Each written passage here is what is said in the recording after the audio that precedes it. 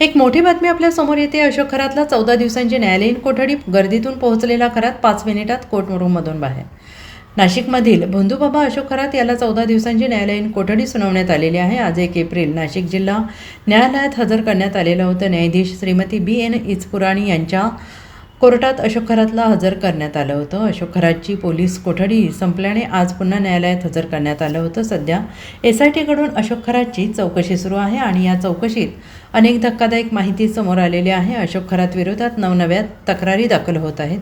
अशोक खरातने केलेलं लैंगिक शोषण, अनेकांना घातलेला आर्थिक गंडा आणि इतर अनेक कारणांची जंत्री वाढतच चाललेली आहे। त्यामुळे अशोक खरातची कोठडी वाढवण्याची मागणी SIT कडून करण्यात आलेली आहे। अशोक खरातवर दाखल असणाऱ्या अत्याचाराच्या पहिल्या गुन्ह्यात आधी यावेळी 3 वेळा त्याला पोलीस कोठडी सुनावण्यात आली होती। SIT कडून अशोक खरातची काल पुण्याचा CA, ईशान्येश्वर मंदिराचा पुजारी आणि एका सराफाला समोरासमोर बसून चौकशी करण्यात आली।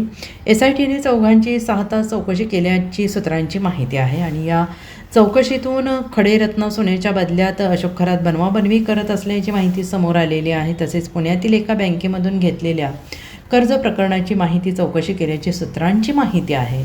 एका बँकेचा मॅनेजर इतरांनी मिळून अशोक खरातने 1 कोटी रुपयांची लाच दिल्याचा SITला संशय आहे आणि त्याचप्रमाणे वाढलेल्या सोन्याच्या किमतीत खरेदी विक्रीमध्ये लाखोंचा नफा मिळवल्याची माहिती देखील समोर येते आहे।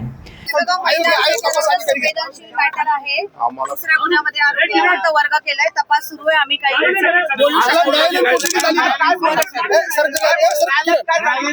घेतलेला आहे, आमचा तपास सुरू आहे। आम्ही आता काहीही महिला अत्याचाराचा आणि गंभीर स्वरूपाचा हा गुन्हा आहे। सध्या तपास सुरू असल्यामुळे आम्ही काही भाष्य करू शकत नाही। Bureau report SBN Marathi, Nashik.